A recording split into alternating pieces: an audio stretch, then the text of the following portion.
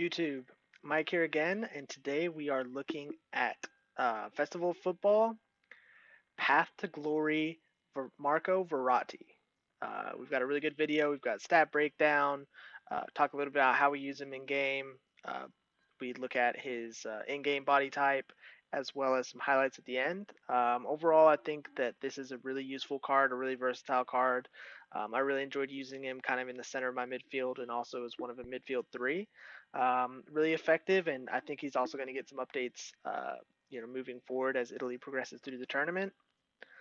If you can snatch him up for a good price, I'd definitely go for it. I think right now he's going anywhere in the 450 to 500 range. Who knows what that'll do like when the stat boosts come through. But anyway, really excited to show you guys this video. So let's get right to it.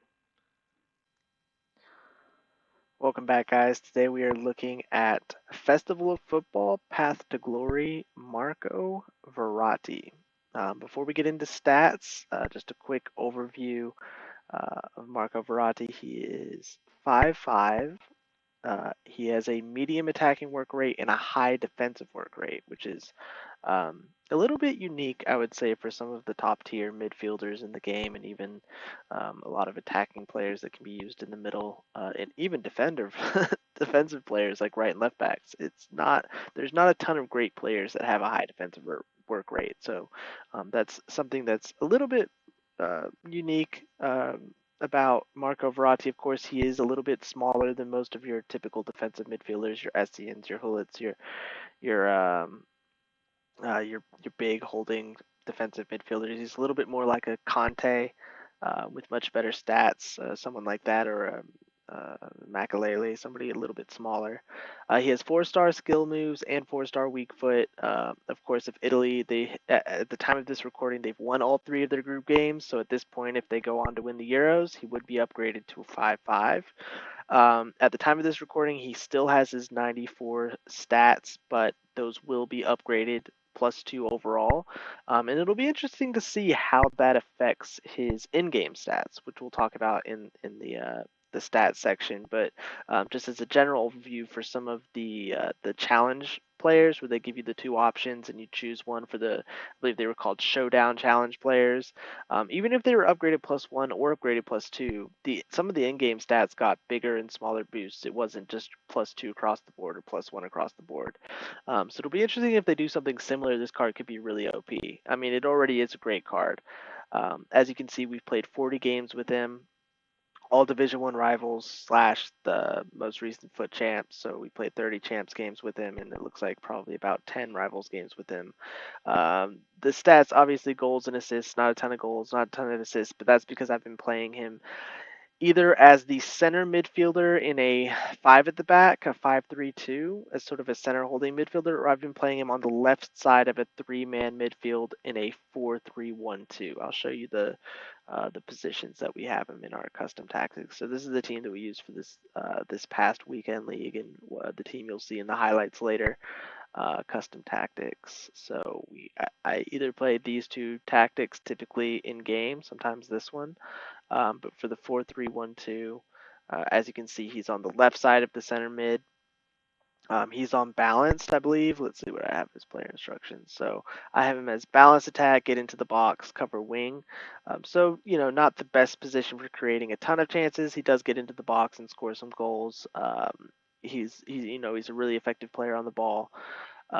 For our 5 at the back, this is kind of more of a defensive formation with attacking fullbacks. He's in the middle, and I have him set to stay back while attacking and cover the center. So in this formation, he's not creating a ton of chances in terms of himself scoring. He is really good for picking up the ball or winning the ball in midfield and then playing those long through balls either out wide to the fullbacks or through the middle to the 2 forwards. So overall, he's been a really effective card, one that I really enjoyed using. Helps out my Neymar. Which is good for chemistry. And then we'll look at the stats, and then I'll talk a little bit about his in-game player model and some highlights at the end. All right, so taking a look at his in-game stats. As you can see, this is his 94 version. He is Italy have won 3 games, so he will be receiving a +2 upgrade. And then from here on out, every game that Italy advances, he will get a +1. And if they win the Euros, he will get a 5-star skill move, 5-star weak foot, in addition to the stat boost, which will be at that point if Italy win the Euros, insane. As I mentioned earlier, it'll be interesting to see exactly how they update his stats for the showdown challenges, even for players that get a +2. It's sometimes certain areas get bigger boosts and certain areas get smaller boosts. So it'll be interesting to see exactly what this does to his in-game stats. Just at first glance, as you can see, one of his bigger weak points at the moment is his sprint speed is only 84. I'm hoping that'll get bumped up to an 86 after today or whenever they do the upgrade, and then potentially, as we get closer to 90, once you you put a chemistry style on him, he could be rapid. The rest of his stats are already really strong. His shooting stats are strong. He's got really good attack positioning if you play him in a formation where he's getting forward. Shot power is a little bit low, which might make him a little bit. Uh, those hard driven shots might not be as effective as with some other players. His long shots are good enough, but again, with the shot power, it's not perfect. Penalty's good. His passing is excellent. Really good for a deep lying midfielder that can ping balls over the top or through the middle. Probably don't want him taking your free kicks. Going to be really good on the ball with the agility and the balance being almost maxed out, as well as just excellent stats, everything above 90 in terms of ball control, dribbling, composure.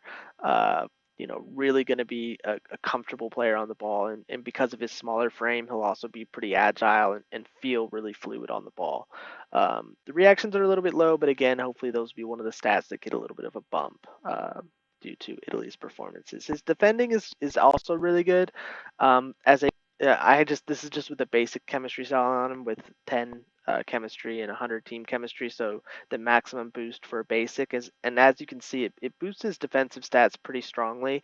His defensive awareness isn't super high, but again, that's going to get that boost, and you can also give him shadow if you really want to max out that speed and max out those defensive stats. His strength's a little bit low. Stamina's excellent. Aggression great. Jumping is good enough, but again, he's 5'5", so don't expect him to win too many aerial battles. But if he does get on the end of it, 84 jumping, 59 heading accuracy, may be good enough to to head the ball in the direction you want, but again, don't don't count on him to win too many headers. Looking at his player traits, he does have flair and outside the foot shot. Um, you know, I don't take too many outside the foot shots, especially with him, so I don't know how often that'll come in handy, but at least he does have one shooting trait. Um, and yeah, so that's pretty much a breakdown of his base stats. And when I say base stats, I mean his 94 version.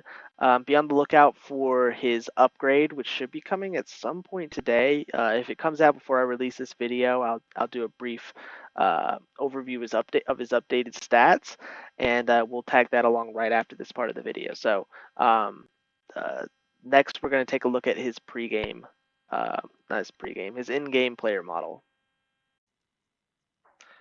All right, guys, so taking a look at Verratti's body type. He does have a unique body scan. As you can see, he's small, he's slight. Uh, he does have a detailed face scan as well. This is current gen, but as you can see, high level of detail uh, all the way through.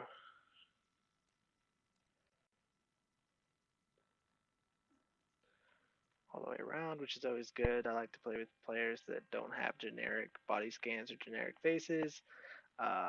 So he's definitely got a high level of detail. Uh, for the movement, we'll just to show you guys from a replay, there's him sprinting, ball roll, big touches.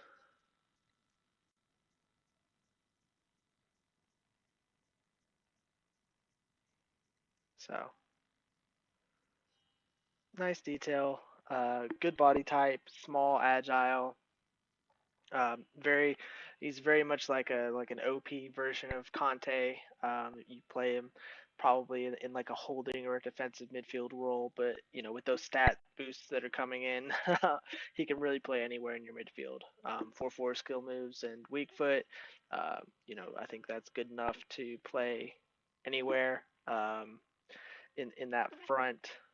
Really in midfield, holding midfield, attacking midfield, out wide. I probably wouldn't play him up top, but he's very versatile and a good player to use.